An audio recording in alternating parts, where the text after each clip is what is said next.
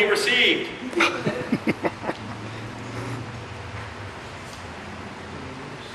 All right, here he is.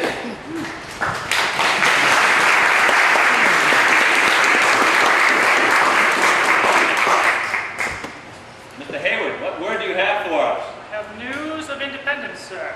You do? I do. So, I would like to call this meeting of the Town of Townsend to order on July the 4th, 2019. Welcome. On behalf of the Townsend Historical Society, I welcome you to this Declaring Independence performance. For those of you who do not know me, my name is Ryan Hayward, and I am the president of the Townsend Historical Society. Since 1896, this 501c3 nonprofit organization has been working diligently to preserve your town heritage.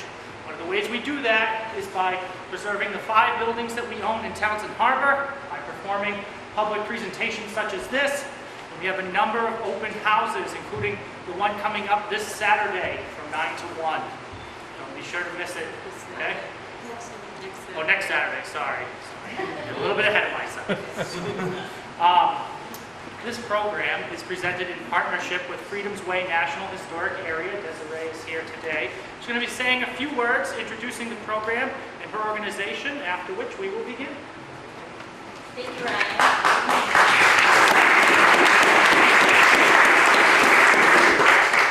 Happy Independence Day, everybody. I'm Desiree Dembski-Hamlin with Freedom's Way National Heritage Area. On behalf of the organization, I would like to welcome you here this evening for Declaring Independence Then and Now. We are very grateful to our partners, the Townsend Historical Society, for organizing this performance, and New Beginnings United Methodist Church for hosting us. Thank you. I would like to introduce you to our narrators, President of the Townsend Historical Society, Ryan Hayward, and Captain of the Townsend Minutemen, John Barrett. And from left to right, our cast members are Kathy Spofford, Tabor Morrow, Sharon Lacasse, Rob Sigmund, and Claire Cowby. Freedom's Way is one of 55 national heritage areas in the United States. National heritage areas are distinct regions of the country that tell a uniquely American story. Each is managed in partnership with the National Park Service, and we are so very fortunate to have 5 national heritage areas in Massachusetts. Freedom's Way serves 45 communities in Massachusetts and New Hampshire. We also work in partnership with Minuteman National Historical Park, as one of the many stories of Freedom's Way is centered around the American Revolution. Declaring Independence Then and Now is a program that Freedom's Way developed in collaboration with the American Antiquarian Society with support from the Massachusetts Society of the Cincinnati.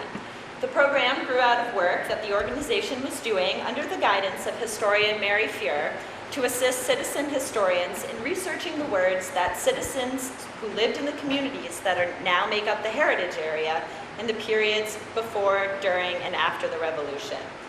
One of the wonderful byproducts of Declaring Independence Then and Now is that it has opened up a whole new way of looking at how the Declaration of Independence was created. It wasn't a slam dunk. It took a lot of time and a lot of thought, and there was a lot of debate during that time. The process is a great indicator of one of the interpretive themes of our heritage area, which examines the American democratic process. Just a few weeks ago, we learned that Declaring Independence Then and Now, which is now in its 3rd year, was selected to receive a 2019 Leadership in History Award of Excellence from the American Association for State and Local History. This award was made possible through the dedicated work of our many community partners, volunteer coordinators, citizen historians, and narrators and reenactors. So this is one of 9 performances of Declaring Independence Then and Now, which was held this year. These performances are held in historic venues, often in the same building or location that the Declaration was read from in the summer of 1776. The final performance will be in Westford on Sunday, July 21st at 2:30 p.m. if you're interested in attending. I hope you enjoyed tonight's performance and invite you to join us outside immediately following the program, as the Townsend Minutemen will fire a musket volley to commemorate the event. And at 7:30, the Townsend Military Band's Independent Day concert will begin across the street at the Town Common. The public is welcome to attend. And now, Declaring Independence Then and Now.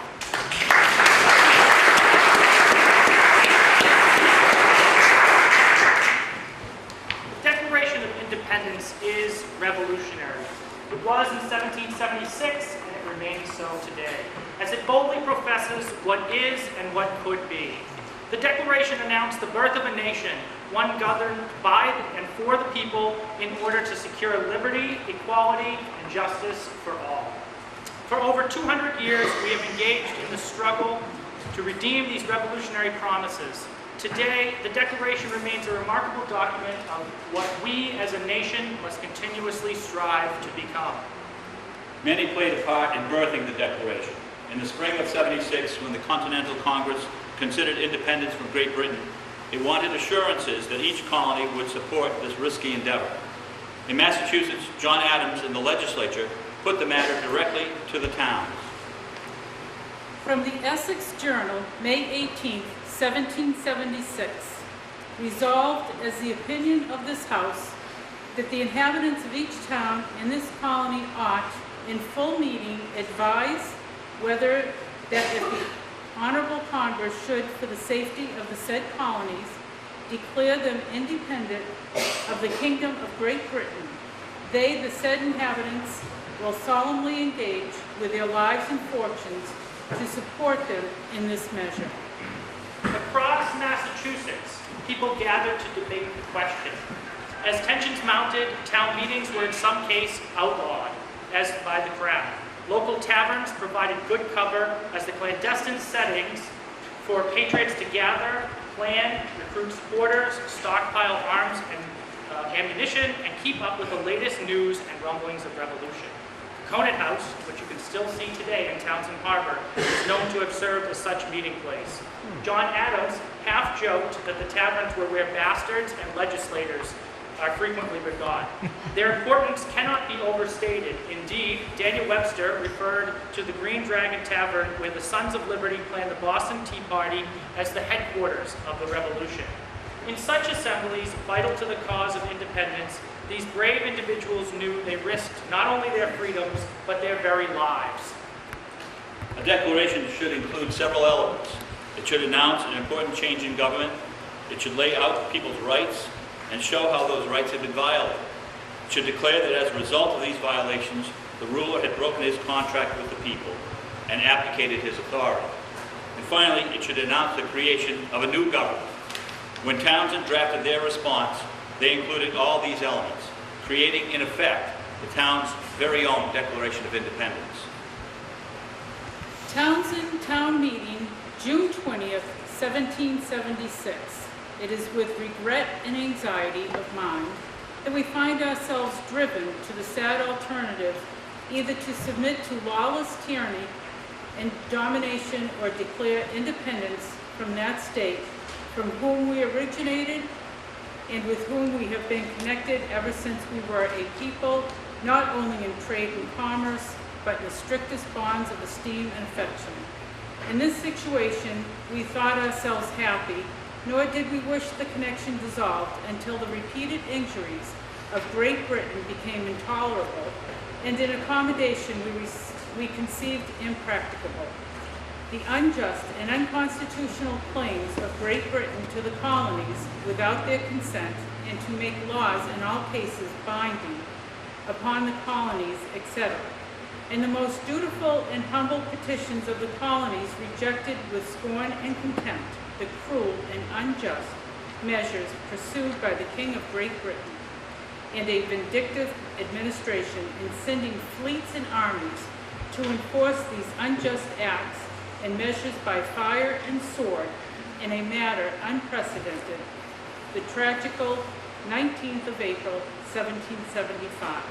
The innocent blood since shed, the acts of Parliament declaring the colonies in a state of rebellion, and the unjust and piratical laws consequent thereon, we conceive have destroyed all hopes of an accommodation with Great Britain, and we must think justify these colonies in renouncing all connection with and dependence upon Great Britain. We therefore declare it is our clear opinion that an American republic be formed, provided the internal government to be left to the colony, and we, your constituents, declare ourselves ready at all times, if the Honorable Continental Congress in whose wisdom and fidelity we confide, shall declare such a form of government to support the same at the expense of our lives and fortunes. The resolve of the people of Townsend is plain to see, as town meeting records for the day powerfully conclude, voted to raise 15 pounds to buy powder and lead. More than 3/4 of Massachusetts towns drafted statements on independency that spring, almost all of them positive. Crafting, debating, and voting on these statements solidified support and mobilized towns. It primed the people for the Declaration of Independence. Actions quickly followed words, as Townsend's meeting records show on July 8, 1776, when the town voted to draft a list of those who they referred to as internal enemies, meaning British loyalists. 8 local names were originally listed as Tories, and during what must have been one of the most heated town meetings in history, 2 of them ended up being crossed out after further debate. The loyalists were arrested and held in a cooperage in Townsend Harbor under guard by local militia. During their captivity, lasting more than a month, a story was recorded about soldiers from New Hampshire marching by and overhearing one of the prisoners deriding the troops as rebels. The already tense situation nearly came to a violent conclusion, with the soldiers about to fire on the prisoners before Townsend's guards were able to restore order. When the Continental Congress ultimately declared independence, word traveled fast. By July 14th, an express rider carrying the Declaration reached Worcester, where Isaiah Thomas waylaid it. The activist printer took the document to the steps of the meeting house and proclaimed it to the assembled crowds before allowing the rider to pass on to Boston. This marked the first time those memorable words were heard in Massachusetts. Public celebration ensued. Massachusetts Spy, Worcester, July 24th. On Monday last, a number of patriotic gentlemen of this town assembled on the green near the Liberty Pole, where the bells were set a-ringing and drums a-beating.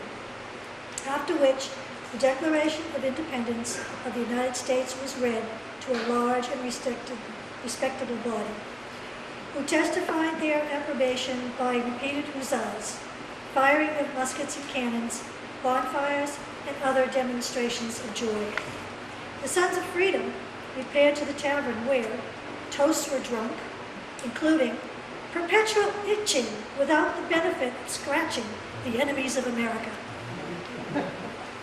In Boston, one of the Sons of Liberty read the Declaration from the old State House to jubilant crowds below. Then the legislature ordered the document be proclaimed in every village and town. In council, July 17, 1776, ordered that the Declaration of Independence be printed and a copy sent to the ministries of each parish within the state, and that they be required to read the same to their respective congregation, and to deliver it to the clerks of the town, who are hereby required to record their same in their town books, there to remain as perpetual memorial thereof. Sometime in the late autumn of 1776, James Hawsley, town clerk, copied in a neat hand the whole of the Declaration of Independence into the Townsend record book, where it remains to this day as a perpetual memorial. Since moved from its original foundation on Meeting House Hill, the building we're gathered in today is the very structure where the Declaration of Independence was first read aloud to the people of Townsend, when it served as the town meeting house nearly 2.5 centuries ago. Hearing the Declaration proclaimed, the people recognized the words as their own, the grievances expressed as the trials they had experienced, liberties asserted as their birthright. Hear the Declaration now, as it was heard in this very building in 1776. It began by announcing a great change in government. The reasons for this change must be clearly set forth for all, colonists, British, and the whole world to understand. In Congress, July 4th, 1776, the unanimous declaration of the 13 United States of America. When in the course of human events it becomes necessary for one people to dissolve the political bands which have connected them with another, and to assume among the powers of the earth the separate and equal station to which the laws of nature and of nature's God entitle them, a decent respect to the opinions of mankind requires that they should declare the causes which impel them to the separation. Then, in a most memorable passage, the Declaration asserts the equality and universal right to liberty of all people, and the responsibility of government to ensure these rights. We hold these truths to be self-evident, that all men are created equal, that they are endowed by their Creator with certain unalienable rights, that among these are life, liberty, and the pursuit of happiness, that to secure these rights, governments are instituted among men, deriving their just powers from the consent of the governed, that whenever any form of government becomes destructive of these ends, it is the right of the people to alter or to abolish it, and to institute new government, laying its foundation on such principles and organizing its powers in such form as to them shall seem most likely to affect their safety and happiness. The Declaration professes the colonists' respect for established laws. However, these laws have been so repeatedly violated that the people's rights can be preserved only by a change in government. Prudence indeed will dictate the governments long established should not be changed for light and transient causes. And accordingly, all experience has shown that mankind are more disposed to suffer while evils are sufferable than to right themselves by abolishing the forms to which they are accustomed. But when a long train of abuses and usurpations, pursuing invariably the same object, evinces a design to reduce them under absolute despotism, it is their right, it is their duty to throw off such government and to provide new guards for their future security. Such has been the patient sufferance of these colonies, and such is now the necessity which constrains them to alter their former systems of government. The longest portion of the Declaration details the people's grievances, for it is these grievances that justify the overthrow of authority. The history of the present King of Great Britain is a history of repeated injuries and usurpations, all having in direct object the establishment of an absolute tyranny over these states. To prove this, let facts be submitted to a candid world. We then hear 29 specific grievances against the King, Parliament, and the British people. They begin with actions taken by the King to obstruct, delay, and negate colonial government. He has refused his assent to laws, the most wholesome and necessary for the public good. He has forbidden his governors to pass laws of immediate and pressing importance unless suspended in their operation till his assent should be obtained. And then, when so suspended, he has utterly neglected to attend to them. They protest that the King, fearing large legislative bodies, had refused to allocate representatives to the growing frontier, denying settlers the right to a voice in government. He has refused to pass other laws for the accommodation of large districts of people unless those people would relinquish the right of representation in the legislature, a right inestimable to them and formidable to tyrants only. They protest punitive acts by the King and Parliament that hampered the meetings and business of colonial legislatures. He has called together legislative bodies at places unusual, uncomfortable, and distant from the depository of their public records, for the sole purpose of fatiguing them into compliance with his measures. He has dissolved representative houses repeatedly, for opposing with manly firmness his invasions of the rights of the people. He has refused for a long time, after such dissolutions, to cause others to be elected, whereby the legislative powers, incapable of annihilation, have returned to the people at large for their exercise, the state remaining in the meantime exposed to all the dangers of invasion from without and convulsions within. The King had banned the settlement of the Ohio River Valley, limiting western migration of the colonists and, in their mind, the right to secure subsistence on new lands. He has endeavored to prevent the population of these states, for that purpose obstructing the laws for naturalization of foreigners, refusing to pass others to encourage their migration hither, and raising the conditions of new appropriations of land. The king also interfered with the American courts of justice. He has obstructed the administration of justice by refusing his assent to laws for establishing judiciary powers. He has made judges dependent on his will alone for the tenure of their offices and the amount in payment of their salaries. The king appointed despised tax collectors and customs agents to police American trade. He has erected a multitude of new offices and sent hither swarms of officers to harass our people and eat out their substance. He sent his army to occupy and intimidate them.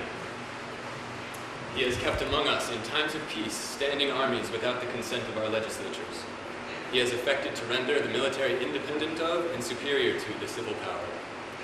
He allowed Parliament to impose laws upon them, though the colonies had no representative in Parliament. He has combined with others to subject us to a jurisdiction foreign to our Constitution and unacknowledgeable by our laws, giving his assent to their acts of pretended legislation. Parliament punished their protests with a series of intolerable acts that violated their treasured rights as British citizens. For quartering large bodies of armed troops among us, for protecting them by mock trial from punishment for any murders which they should commit on the inhabitants of these states, for cutting off our trade with all parts of the world, for imposing taxes on us without our consent, for depriving us of in many cases of the benefits by trial by jury, for transporting us beyond seas to be tried for pretended offenses. Parliament allowed French law and Catholic religion to persist in Quebec after it became an English colony. This and other acts, the colonists believed, threatened the prized system of English constitutional law and Protestant religion. For abolishing the free system of English laws and enabling province, establishing therein an arbitrary government, and enlarging its boundaries so as to render it at once an example and fit instrument for introducing the same absolute rule into these colonies. Perhaps most grievously, the colonies believed that king and parliament together conspired to strip them of their prized right of self-government. Constitutions were violated, laws abolished, even town meetings were banned. For taking away our charters, abolishing our most valuable laws, and altering fundamentally the forms of our government. For suspending our own legislatures and declaring themselves invested with power to legislate for us in all cases whatsoever. By these abuses, the king had abandoned his role as their sovereign protector. He had become their enemy. He has abdicated government here by declaring us out of his protection and waging war against us. He has plundered our seas, ravaged our coasts, burnt our towns, and destroyed the lives of our people. He is at this time transporting large armies of foreign mercenaries to complete the works of death, desolation, and tyranny, already begun with circumstances of cruelty and perfidy scarcely paralleled in the most barbarous ages, and totally unworthy the head of a civilized nation. In that war, they asserted the king was impressing American sailors into the British Navy and inciting Native Americans to attack the frontiers. He has constrained our fellow citizens taken captive on the high seas to bear arms against their country, to become the executioners of their friends and brethren, or to fall themselves by their hands. He has excited domestic insurrections amongst us, and has endeavored to bring on the inhabitants of our frontiers, the merciless Indian savages, whose known rule of warfare is an undistinguished destruction of all ages, sexes, and conditions. The king ignored all their appeals for justice. Therefore, he forfeited his place as a ruler and left them a people ungoverned. In every stage of these oppressions, we have petitioned for redress in the most humble terms. Our repeated petitions have been answered only by repeated injury. A prince whose character is thus marked by every act which may define a tyrant, is unfit to be the ruler of these free people. The British people, too, once held in warm brotherly affection, abandoned them to the abuses of king and parliament. In grief, the colonists must separate from their ancestral kin. Nor have we been wanting in attentions to our British brethren. We have warned them from time to time of attempts by their legislature to extend an unwarrantable jurisdiction over us. We have reminded them of the circumstances in our immigration and settlement here. We have appealed to their native justice and magnanimity, and we have conjured them by the ties of our common kindred to disavow these usurpations, which would have inevitably interrupt our connections and correspondence. They too have been deaf to the voice of justice and consanguinity. We must, therefore, acquiesce in the necessity and which denounces our separation, and hold them as we hold the rest of mankind, enemies in war and peace friends. Being then without a governor or government, it is necessary for these colonies to establish a new government with all the powers of governments among the nations of the world. We, therefore, representatives of the United States of America, in General Congress, assembled, appealing to the Supreme Judge of the world for the rectitude of our intentions, do in the name and by the authority of the good people of these colonies, solemnly publish and declare that these united colonies are and of right ought to be free, independent states, that they are absolved from all allegiance to the British Crown, and that all political connection between them and the state of Great Britain is and ought to be totally dissolved, and that as free and independent states, they have full power to levy war, conclude peace, contract alliances, establish commerce, and to do all other acts and things which independent states may of right do. Finally, the people declare that to this new government they pledge their all, including all that will be lost if their cause fails. And for the support of this declaration, with a firm reliance on the protection of divine providence, we mutually pledge to each other our lives, our fortunes, and our sacred honor. These words were proclaimed from pulpits, printed in broadsides, toasted in taverns. They responded to deeply felt grievances. They professed deeply held rights. They inspired men and women to risk everything to create a new nation, a nation dedicated to liberty and equality. The fuse to independence had been lit long before at places like Lexington and Concord and Bunker Hill, but with the reading of the Declaration, the powder keg exploded, giving the people of Townsend and America the first document that they could point to, saying, this is what we stand for, this is what we're fighting for, this is who we are. The people of Townsend had joined the effort more than a year before. A cannon blast on the Common had signaled the call to war on April 19, 1775, when the first shots of the Revolution were fired at Lexington and Concord. Local farmer Ephraim Warren dropped his plow where he stood, rode one of the horses from the team back to his house, and called for his wife, saying, "Molly, the regulars are coming, and I'm going. Give me a gun." Warren was the first from Townsend to reach the lines of battle, but many soon followed. More than 60 men of the Townsend Militia, under Captains James Horsley and Samuel Douglas of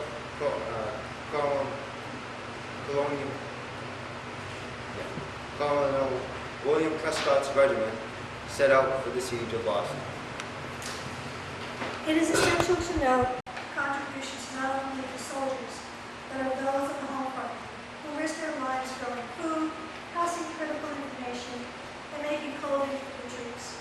This is exemplified in the story of local Revolutionary War heroine, Eunice Locke.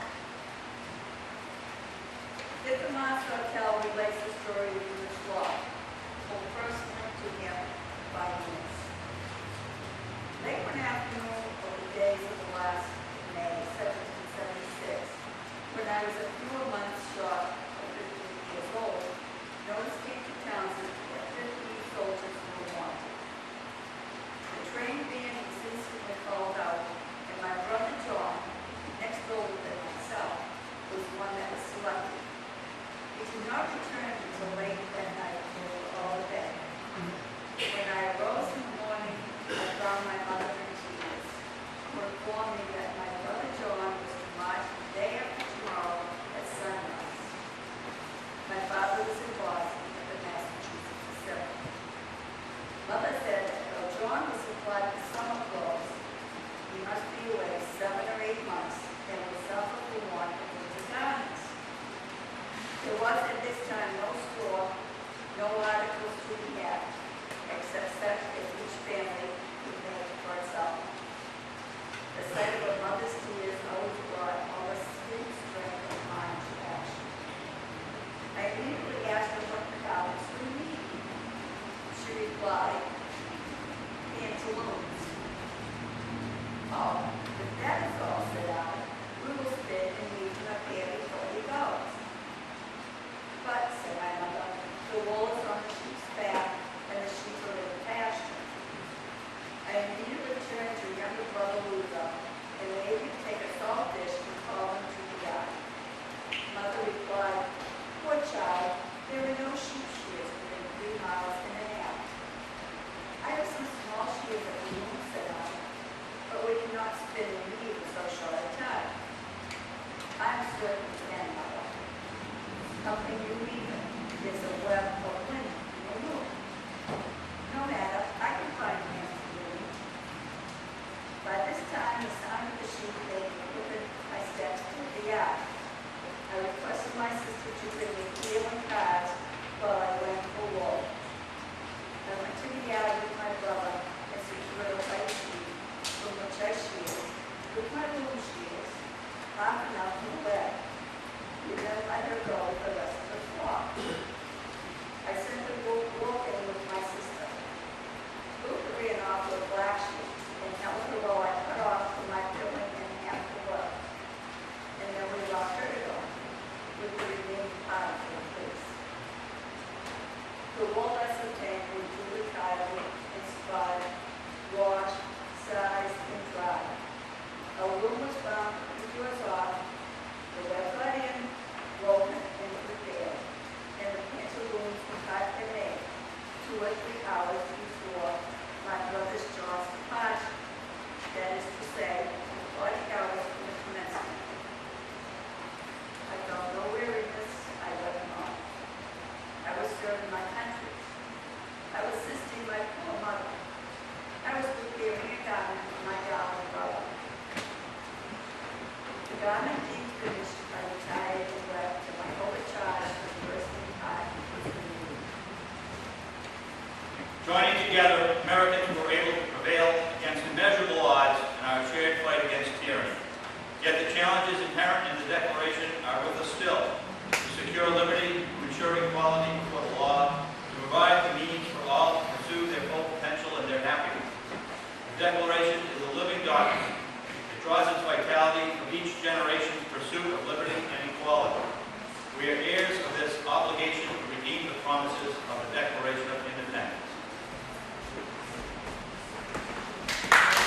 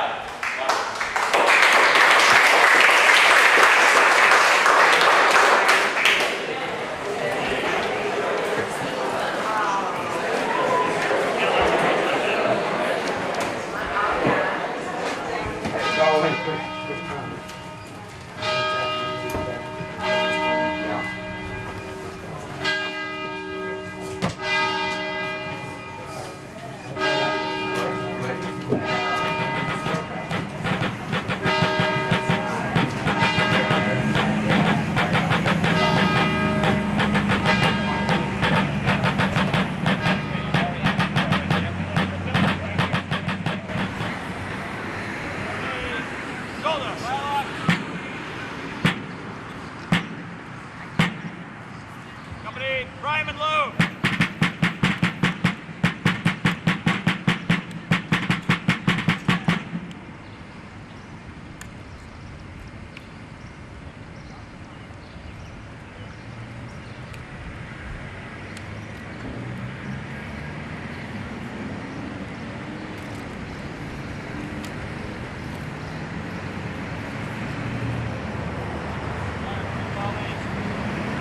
Make ready. Present. Fire. Huzzah! Huzzah! Huzzah! Prime and load.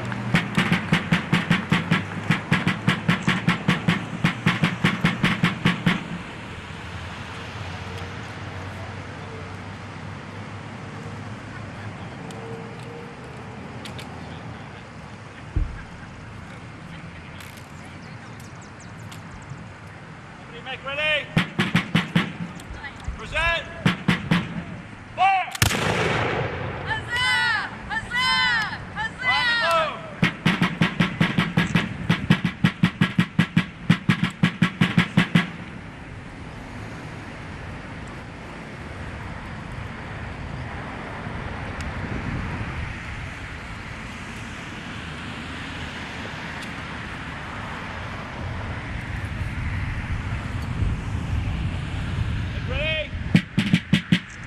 Present. Fire. Huzzah! Huzzah!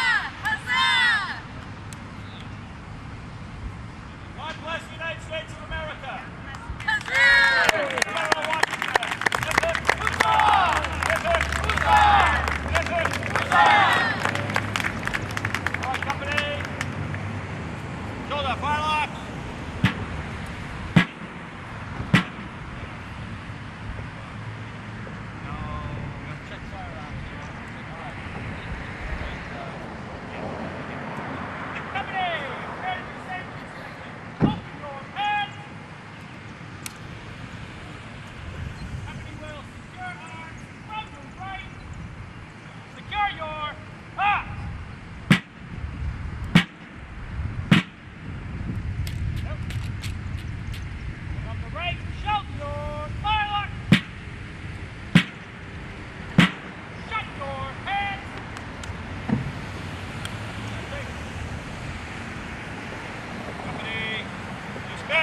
Right about face, right about